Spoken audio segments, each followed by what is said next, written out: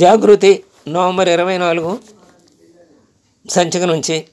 తల్పగిరిపై శ్రీ విభుడు. ప్రసిద్ధి చెందిన శ్రీరంగనాథ స్వామి ఆలయాల్లో పినాకినీ తీరంలో సింహపురిలో అంటే నెల్లూరులో కొలువైన శ్రీ తల్పగిరి రంగనాథ స్వామి ఆలయం ఒకటి.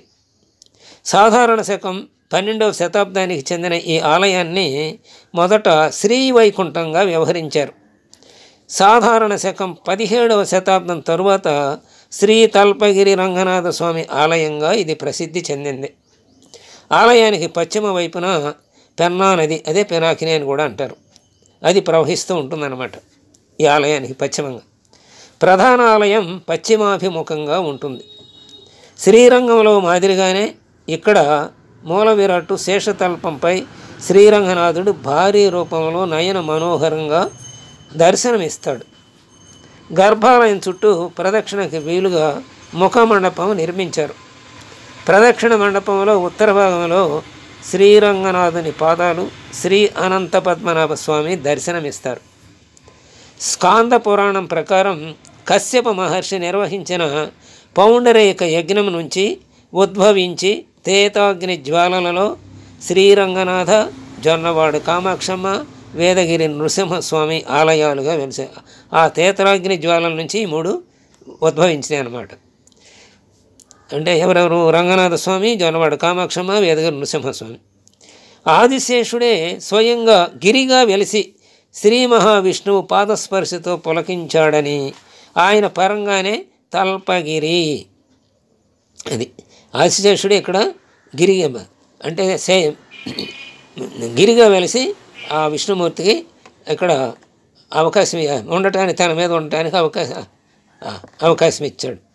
అందుకని శ్రీ మహావిష్ణువు పాదస్పర్శతో ఆదిశేషుడు పులకించాడు.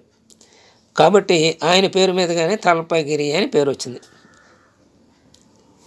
సాధారణ శకం 7, 8 శతాబ్దాల్లో సింహపురిని ఏలిన పల్లవరాజులు ఈ ఆలయాన్ని నిర్మించినట్లు శాసన చారిత్రక ఆధారాలను బట్టి తెలుస్తోంది. అప్పటిలో దీనిని శ్రీవైకుంఠంగా వ్యవహరించేవారే.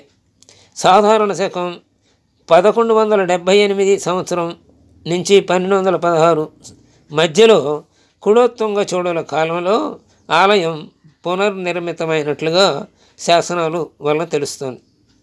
ఇక 1879 సంవత్సరంలో ఎర్రగడిపాటి వెంకటాచలం పంతులు గారు ఈ ఆలయ తూర్పు రాజగోపురాన్ని నిర్మించారు. పెన్నా నది ఇంచుమించు ఆలయ ముఖద్వారం వరకు రావడంతో, అంటే పశ్చిమ ముఖంలో ఉంది, అక్కడేమో పెన్నా నది ఈ ముఖద్వారం దాకా వచ్చేసింది.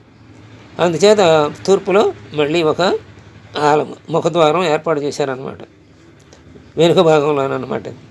మరి పశ్చిమాభిముఖంగా ఉన్నాడు కదా, అక్కడ నది ఈ గాలి గోపురం దాకా వచ్చింది కాబట్టి అవతల వైపు కడితే బాగుంటుందని దానికి వెనుక వైపు తూర్పును నిర్మించారనమాట ముఖద్వారం. ఇంకోటి, ఈ దేవాలయంలోని అద్దాల మండపం ఒక ప్రత్యేక ఆకర్షణ.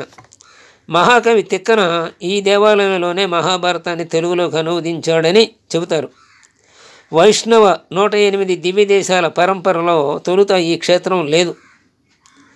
అయినా సుమారు 180 ఏళ్ల నాటి సంఘటనతో దీనిని 109వ దివ్య దేశంగా పరిగణిస్తున్నారు.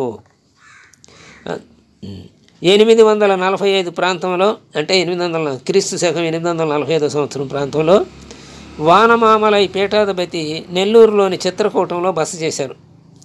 దివ్య దేశాల్లో ఇది ఒకటి కాదు కదా అప్పటికి. అందుచేత ఆ స్వామిని ఆయన దర్శించుకోవాలి, ఈ 108 దివ్య క్షేత్రాలలో లేదు కాబట్టి. దీంతో రంగనాథుడు ఆ జీర్ కళలో కనిపించి ఆగ్రహం వ్యక్తం చేయడంతో ఆయన మళ్ళీ ఆ వానమామలై పీఠాధిపతి పినాకినిలో స్నానం చేసి స్వామివారిని దర్శించి తీర్థప్రసాదాలు స్వీకరించారు. అప్పటి నుంచి ఇది మరో దివ్యదేశంగా విరాజిల్లుతోంది.